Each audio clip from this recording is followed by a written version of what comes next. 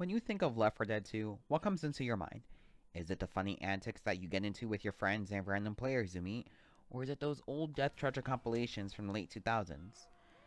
Yeah, I'm old. Maybe it's the Steam Workshop, never getting bored of finding endless mods to change up your gameplay experience.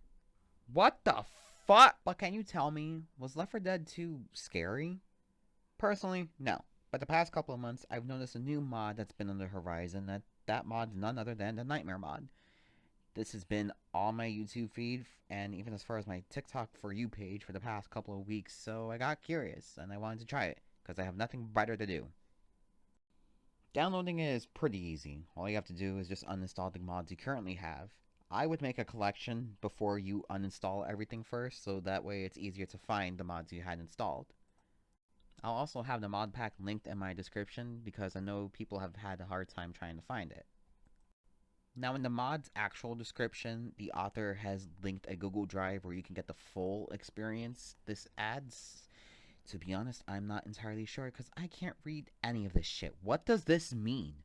I can't. What does it mean? Loading in the mod pack was pretty simple. I just had to wait a couple minutes for everything to load. The author says you don't have to, but I just did it because why not? Now, you shouldn't have any conflicting files, but to be honest, while I was playing before, I didn't notice anything weird. Maybe because I didn't use the weapons that the mods were conflicting. Uh, I don't know. But, yeah, I don't know. Now here's some key information about this mod pack. You start off with 3 lives each time you complete a chapter. You're given an extra life. Every time you fail a chapter, you lose a life. Lose all your lives, game over, you're booted back to the menu screen. You are spawned in Realism Last Man Standing, and that means no items are highlighted. You have to look very closely for items. You start off with a flashlight that acts as a police baton. Doesn't do much. Also, this gameplay did not record with any of my voice, so enjoy this little impromptu commentary. And off we go. Could I have taken that baseball bat? Yes, but the melee's kind of suck in this game mode. You see me just rushing the fuck out because I am paranoid that the special effects are going to spawn. And I'm just closing every door so I can also pay attention to the audio. See? You hear the door? Good thing I did that. Also, I just had to make sure I knew where it was coming from because my hearing is not that great. Now, some special effects are sort of hard to hear. You have to be very observant of their... See, I didn't even hear the fucking spitter. But made light work of her. After hearing that creepy ass sound, I decided to not stick around and make my way to the train station. One cool thing about this mod is that every playthrough you take alternate routes. Sometimes this area is blocked with a gate, and sometimes that's a fucking tank! I then proceed to juke the fuck out of the tank because I am a DVD player, and I freak out here because there's a hunter right behind. Chapter 1, pretty easy. Beginning chapter 2, we go down the staircase, only to find out that it is blocked by debris and rubble, so we take an alternate route, and stopping for a flashlight.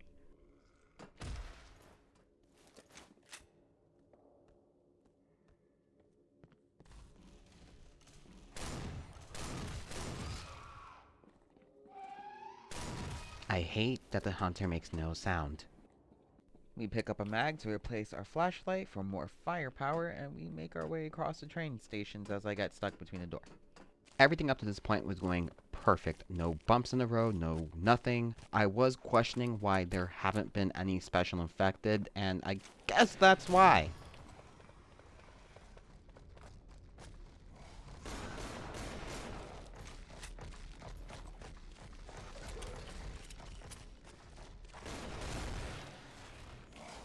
And the tank serves me a 2-piece combo meal that I did not order. Start again. Find another pistol right off the floor. As a former Rainbow Six player, I decided to sound horror like my life depended on it, and you would see it worked. You're not sneaking up on me, Hunter. You either, Spitter. And you either, Smoker. Triple meal, I again did not ask. So far so good, haven't had any problems so far, until...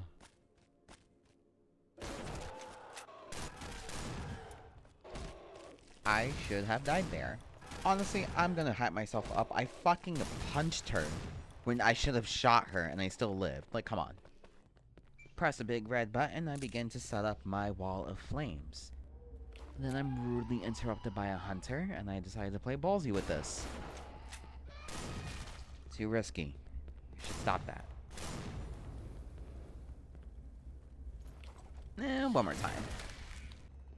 Almost done with this level, just gotta go to the door to the left so I can jump outside and get to the safe room, and holy fuck, that's a tank! A witch and a tank on a single level. Like, that does not raise my stress levels enough. Outrun the tank again because I'm not finding that thing. Hear a charger, so I begin to panic even more, and then I get into the safe room safe and sound. Level 2, completed. Now for the sewers, my least favorite map of this campaign. This map is either easy or hard. It's easy if things go smoothly, and it goes hard if you even so much as look in the wrong direction. Then all shit goes loose. So I'll just skip to where that one thing goes wrong. The charger was fine, but after seeing the tank yell subtitle, I was trying to figure out which direction he was coming from. And since this map is too dark, too late to notice, and he was right in front of me. And, I'll just let this play out for you.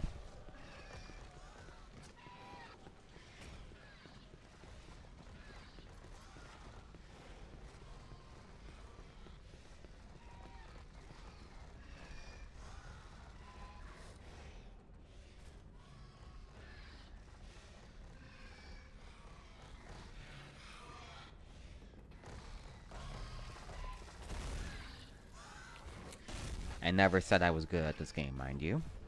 Start again. Suspiciously make it this far without any special infected encounter. Jinx myself.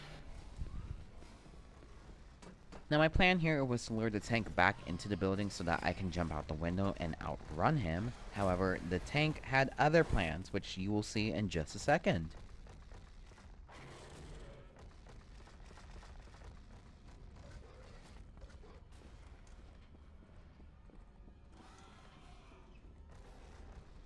I guess the game master was having none of this bullshit after discovering I was the juke master, so it decided to juke me. But then, I don't know what happened here, so you tell me.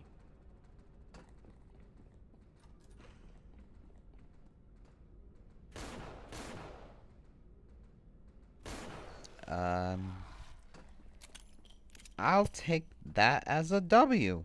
I am taking credit for that kill. After successfully killing the tank, I decided to be ballsy again with the goddamn Magnum. Until I played smart and take out the shotgun for once. Almost like I had it equipped the whole time. Shot the fitta in the face. And I hold out for a second in case a hunter was to jump me, because I was not playing that. Climb out the shitty sewer, only to be greeted by another witch. This game loves the tank and witch combo. The witches in this mod are very sensitive. One look at them and they will run up on you. So I do this instead.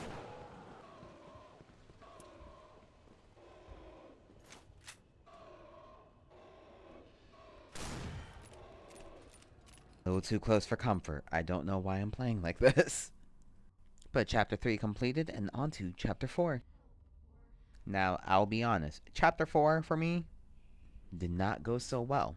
You'll see why in just a few seconds.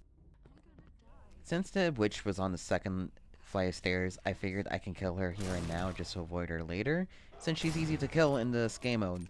But yeah. I thought she was going to fall lower than that, and she juked me. After that humiliating humbling, I decided to not play cocky anymore. That was a lesson well learned.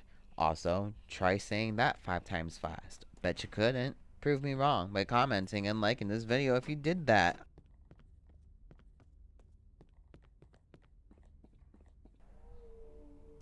After hearing that, I said, fuck that noise, so I decided to play it safe by going this way, and I'm greeted by a smoker who wants to go tongue deep in my golden cave. You need to pay money for that, boy. Styled on that hunter again. Finally make it to the second floor, and I'm greeted by another surprise. Can you guess?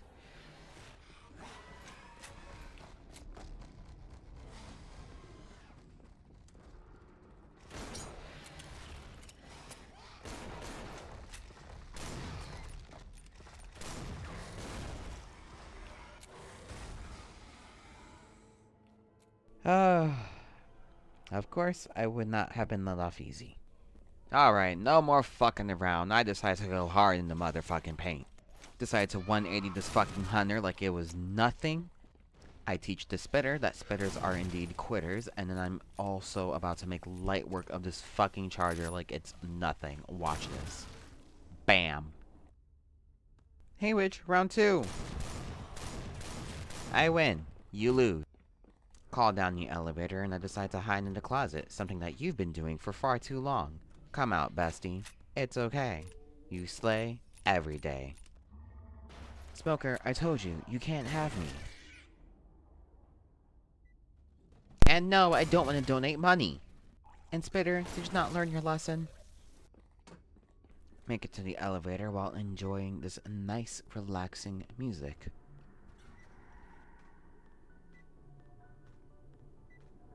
Yeah, this is pretty nice.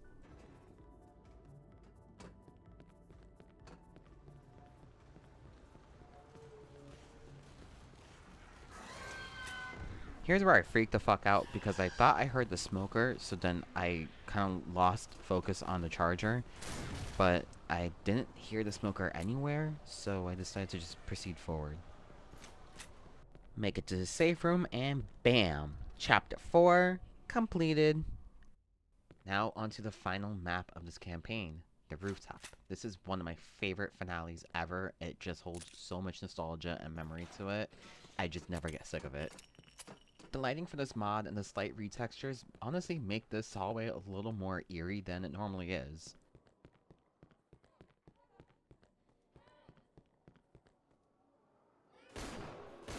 Me and this damn revolver.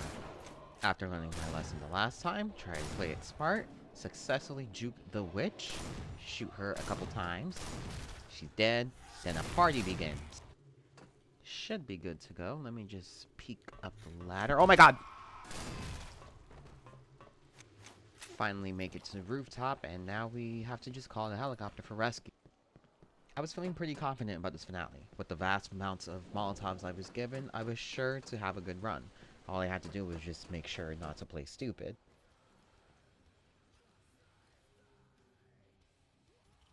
Now, because of where I was positioned, the special effect only came from one direction, so I decided staying where I was the best choice to do, so I can keep an eye on pretty much the entire map. Now, because the music that was playing was very kick-ass, I decided to just throw in some headbanging, because why not? Am I the only one that does this in the game sometimes? Hopefully not. And here we have our first tank throwing a rock that completely misses me. Maybe if he played baseball with his dad as a kid, this would have happened. Or maybe if his dad stuck around. Now, this tank was playing mind games with me because I wasn't sure if he was going to climb over or step to the sides from the left or the right. But he eventually makes up his mind, and then he nearly fucking hits me with a rock because he heard me talking shit about him. Now, I had a plan for dealing with the tanks. If I can get them to climb through the windows, I can deal as much damage as I can to them because of the large model. But that doesn't happen since the tank climbed out the window almost instantly, so I had to fall back and nearly avoid this rock. Honestly, if that had hit me, this run would have been over. I was in a bit of a pickle here, because I wasn't so sure which direction he would come from, since there were 4 ways he can come in, so I was constantly doing sharp turns so I wouldn't be caught off guard until he shows where he's coming from.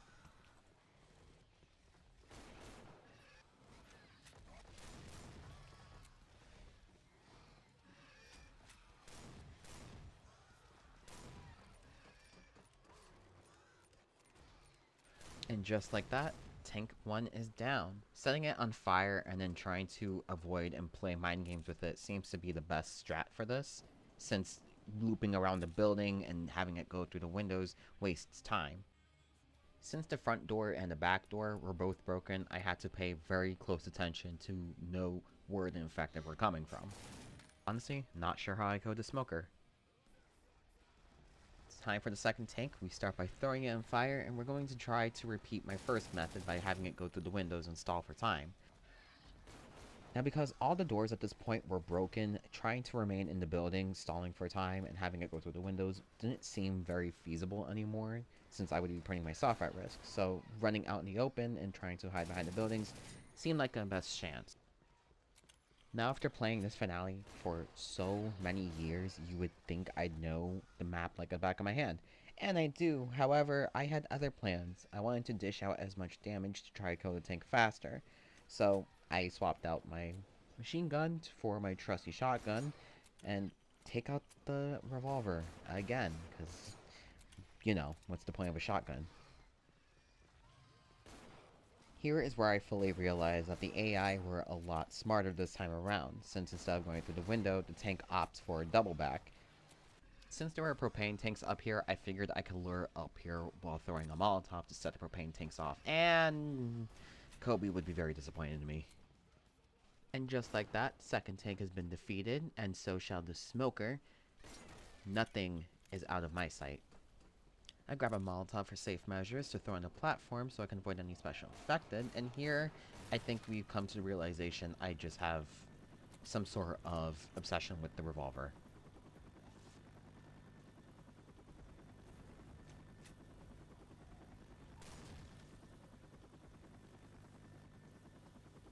And we finished No Mercy on Last Man Standing, Expert difficulty with the Nightmare mutation.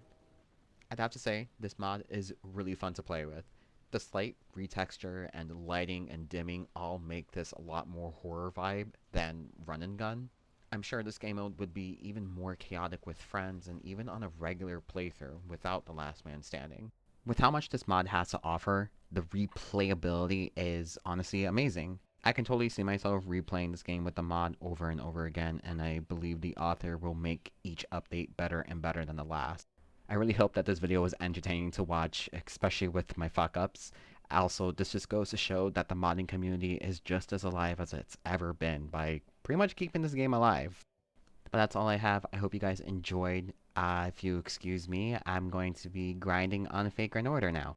Because the summer units and the anniversary unit aren't just going to magically appear. I have a gambling addiction.